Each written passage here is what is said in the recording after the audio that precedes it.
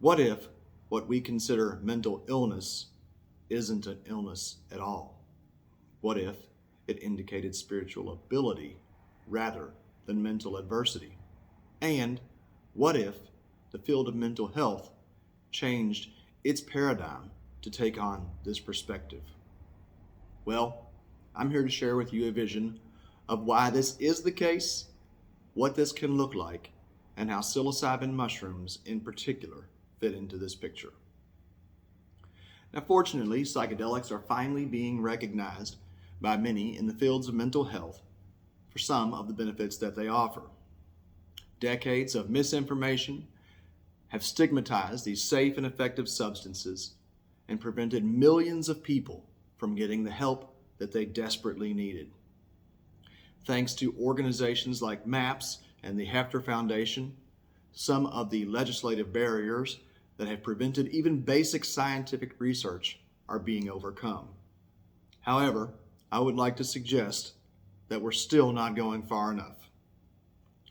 I'm Eric Osborne, and after 10 years of underground psychedelic work, my wife Courtney and I kicked off the current Jamaican psilocybin explosion when we founded Myco Meditations in 2013. The first and longest running psilocybin mushroom retreat in the world. Over the course of 7 years, I administered more than 3,000 doses of psilocybin mushrooms and led hundreds of integration circles. I have been a cultivator, field collector, and consumer of sacred and therapeutic mushrooms for more than 2 decades, and I'm a father of 4. Courtney and I left Jamaica in 2019 to co-found Psanctuary Sacred Mushroom Church. Together, we host the Psilocybin Says podcast. No stranger to controversy, we were arrested for possession, cultivation, and distribution in 2015 of psilocybin mushrooms. I have been publicly criticized for my non-clinical approach to psilocybin, which includes consuming psilocybin mushrooms alongside my clients. In a recent Vice documentary, I was even accused of having a guru complex. Now, as I've always said, don't follow me, follow your heart. If what I'm going to share with you in this talk today rings true, then great. For those of there who, for one reason or another, seem to have it out to discredit me, well, I'm probably going to give you all the ammunition you need right now. After more than a decade of helping others suffering from mental and emotional challenges, for the first time, I would like to share publicly my own struggles. This is all in the hope of helping people to understand that these illnesses can also be assets. If I were to allow myself to be clinically diagnosed, I would be identified with one of the most stigmatized disorders in the DSM. My particular classification of neurodivergency is currently termed borderline personality disorder. I put diagnosis in quotation marks because I believe that the labels are often subjective and potentially do more harm than good. Many therapists will not even work with people like myself. I've even heard therapists that I hired say that those who suffered from borderline personality disorder were untreatable, hopeless. I even heard the term crazy said about people like me. Fortunately, we're starting to employ terms like neurodivergent when referring to individual expressions of personality. It's a big word, but it suits better because the reality is we're all unique in our neurology. Borderline is an extremely outdated term. It's also inaccurate. It comes from the early 1900s when it was used to describe people like myself as being borderline schizophrenic. Not only is the label antiquated, so is the belief that we are hopelessly untreatable. Dialectical behavioral therapy is proving that we are absolutely treatable. But not only that, we're gifted. Sometimes we just need help seeing it. For those of you who don't know what a BPD diagnosis looks like, let me give you a quick rundown of the 9 symptoms so you can get an idea of the challenges that we face. You can bet that every gift comes at a trade-off. Borderlines have a constant fear of abandonment. Self-soothing is not just a practice, it needs to be a lifestyle for us. We have intense personal relationships. Love or hate, it's all in. Borderlines also have a pervasive sense of identity disturbance. In short, we are so empathic that we often don't know how to distinguish between ourselves and others.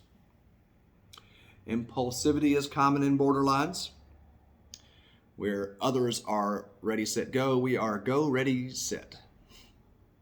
Our mood can be unstable to the extreme, and once we go dark, it can be a long, arduous climb out of that hole. Number 6, a chronic sense of emptiness is almost ever present. Generally, only through being around or being of service to others are we able to fill that void. 7, we are prone to inappropriate anger. Without a mindfulness practice, borderlines can be like nitroglycerin. One drop of invalidation is all it takes to set off an explosion. Paranoia and extreme negativity bias are part and parcel of the borderline package. Unchecked, it can indeed border on the level of schizophrenia. And finally, to say that borderlines experience suicidal ideation is a drastic understatement. It is an ever-present option to life's ordinary challenges. Manifesting 5 of these 9 traits will land you with a BPD diagnosis. Fortunately, I've got all 9, so there's no confusion as to what I'm working with here. My first contemplation of suicide was around the age 6. Riding down the highway, I would imagine flinging myself from my parents' moving car while they fought in the front seat. They must be fighting because of me. I was the burden, and therefore I would also be the solution.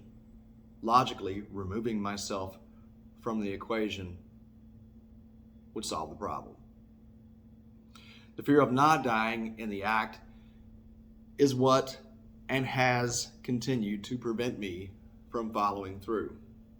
When I first started working with the clinically depressed and people would tell me about their suicidal ideation as if it was something to be terribly ashamed of, I would often be shocked. For me, the prospect of taking my own life has been an almost daily reflexive part of my thinking process.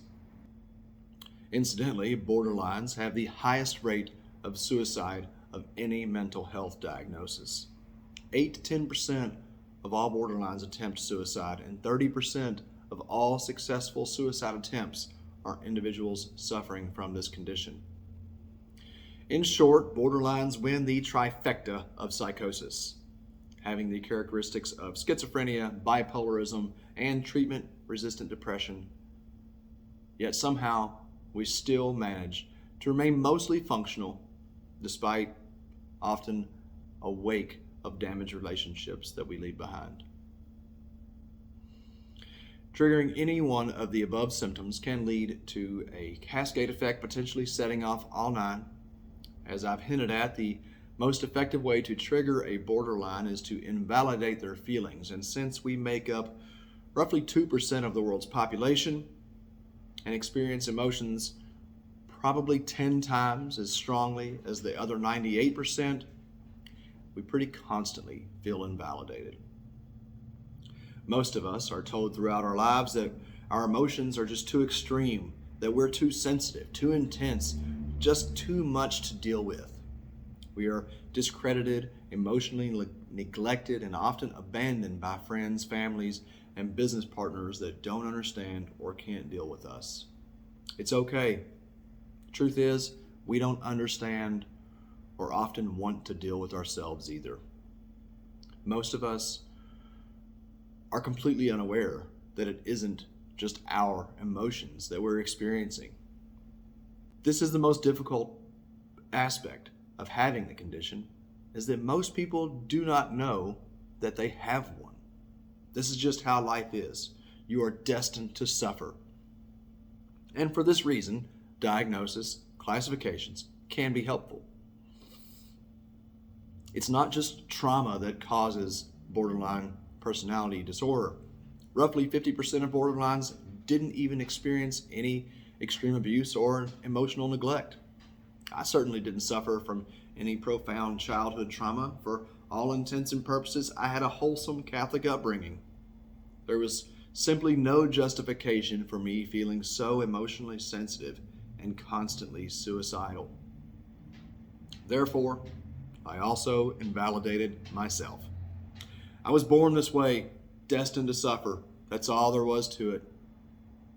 Growing up in bourbon country, though, by the age of 16, I found a readily available coping tool for my pain that simultaneously satisfied my desire for self-destruction. By the age of 19, however, along came psilocybin.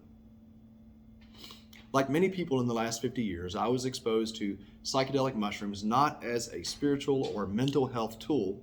It was just another drug, another extreme experience, another way to distract me from being myself.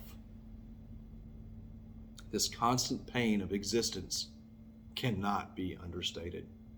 For those of you who have or think you have borderline personality disorder, my heart goes out to you.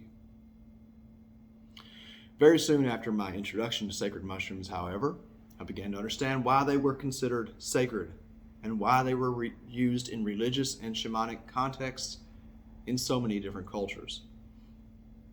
Despite being suicidal, I've also been deeply spiritual and have had a profound connection with the natural world. Mushrooms quickly became my new best friends, and our relationship deepened quickly as well.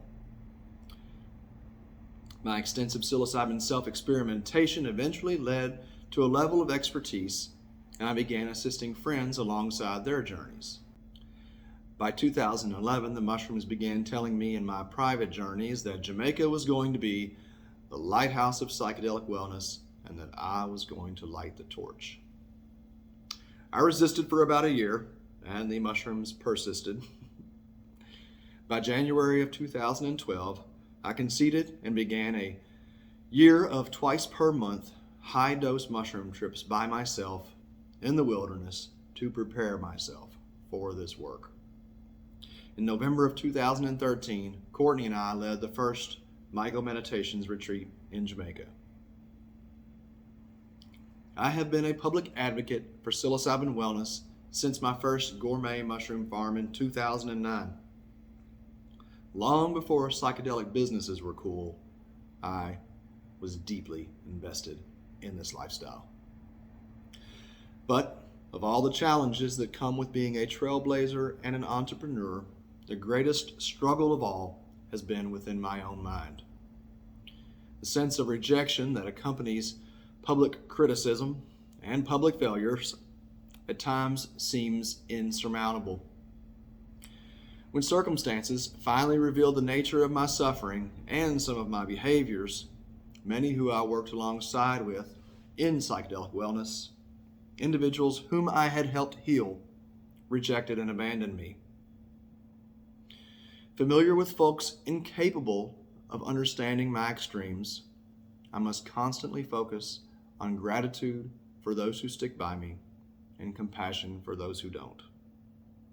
I would like to publicly express my gratitude for two individuals who have indeed stuck by me.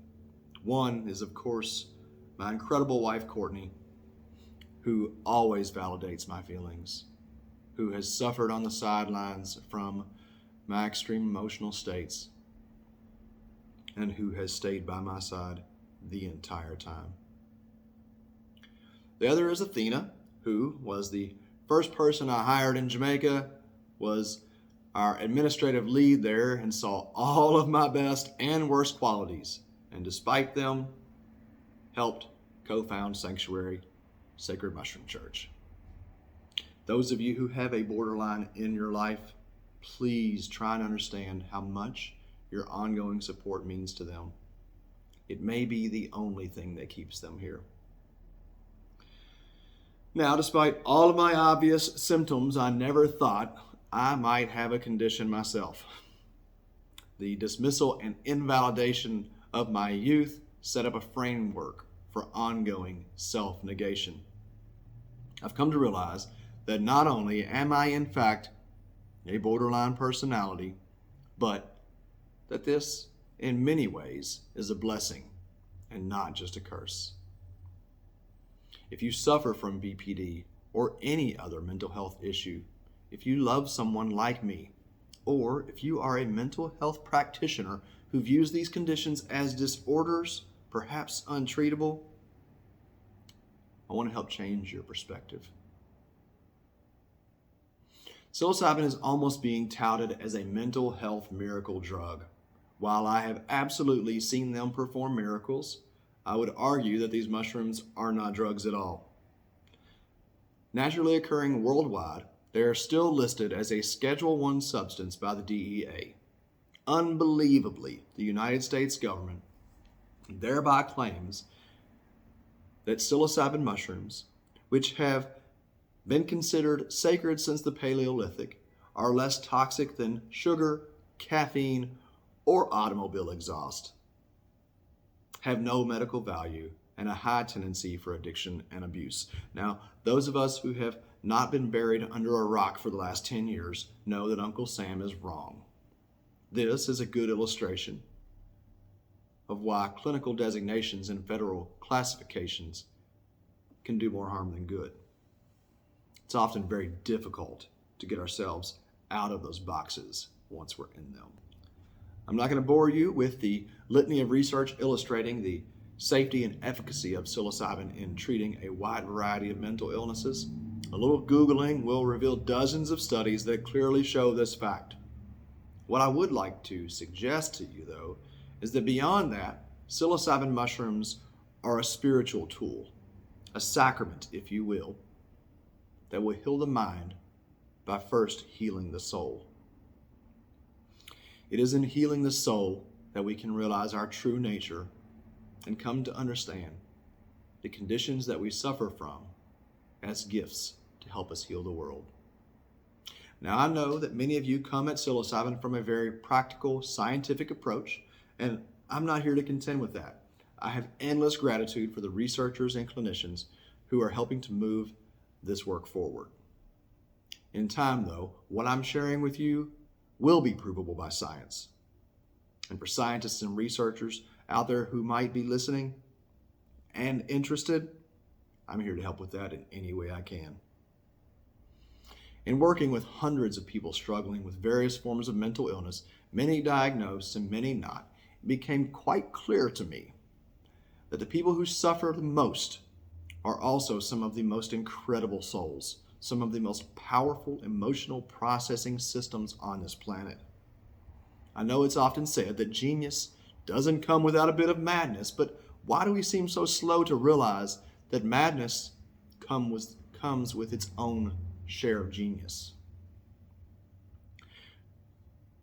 For those of you who are familiar with the X-Men, it became so apparent to me that I eventually began telling people that I felt like a Professor X of psilocybin, helping these social misfits find their psychedelic superpowers. I saw folks diagnosed with bipolar disorder and treatment-resistant depression manifest abilities in the psychedelic space that no one had prepared me for. Abilities that I was also seeing in myself. This is why most of my staff were not clinicians, but were people who came to me seeking help. For all of our science, we still do not realize what the human system really is. We perceive existence in a three-dimensional reality, but it is far more than that. Every single one of you is a quantum computer, taking in and processing information to far greater extent than our material minds can perceive, performing functions that we do not have language for. Over time, as myself and my team became more aware of these skills, we could develop them. They allowed us to assist others in the psychedelic space in ways that aren't talked about in medical literature. We began to feel the emotions of others. We began to feel the emotions of the collective. We were able to generate positive emotional states within ourselves and transfer those to whom we were supporting. We found ourselves able to purge for people, to extract trauma on an energetic level, to hear what others were thinking, to see images, lights, and energies that would inform us on how to help the people we were holding space for.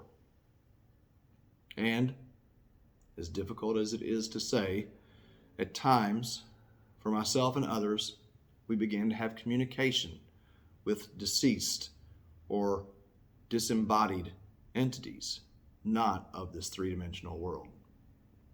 I have seen some weird stuff, folks, there's no doubt about it, and I now understand what Joseph Campbell meant when he said that the water that the mystic swims in is the same water which drowns the madman.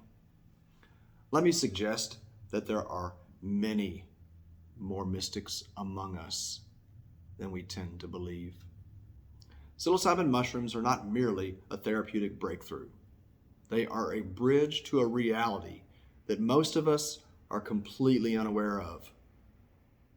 It is something one must experience to even begin comprehending. We've also been classifying some of the most gifted healers on this planet as sick for far too long. We have medicated their abilities away. We have seen what happens in a world where psychopaths are heralded for their business acumen, where sycophants are given the keys to the kingdom, where narcissism is treated as a symptom of success. But we are seeing a shift in consciousness. Many of you are waking up to the lies that we have been fed in our often painful evolutionary advancement. They were necessary to help us see the truth. The Bible tells us that the meek shall inherit the earth. Well, my fellow sufferers, now is our time. We are not victims of mental illness. We are not weak, sick, deficient, or despicable. We are some of the most powerful souls on this planet. And psilocybin mushrooms can help to show you that. The world needs us now more than ever. Please, don't take this as an open call for anyone and everyone to start taking sacred mushrooms with abandon or to stop taking your psych meds. Mushrooms are extremely potent and not to be underestimated. Pharmaceuticals still have value. It's balance that we're seeking. And if you listen carefully, the mushrooms will tell you when and how to work with them. They will point you in the right direction. Maybe they brought you here today. Sacred mushrooms have been a godsend to me. They have undoubtedly saved my life and countless others. They've brought me closer to God, helped me be a better father, and given me a reason to live. They have helped me heal by teaching me that I'm not sick. Psilocybin says to me, you are not mentally ill. You are just like God intended you to be, even if some of your fellow humans would like you to be different. But I need help. You need help. We all do, and it is okay. The mushrooms are here to help us, and we are here to help each other. If you need help, if you identify with what I'm saying here, then I invite you to reach out and become a member of our rapidly growing community at Sanctuary. Sanctuary Sacred Mushroom Church is a 508c1a organization centered around the sacrament of sacred mushrooms. Our community is inclusive and open to all peace-loving people who desire to help make this world a better place. We are all gifted in our own unique way.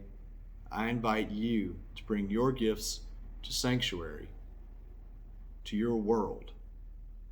Perhaps you too may find your psychedelic superpower.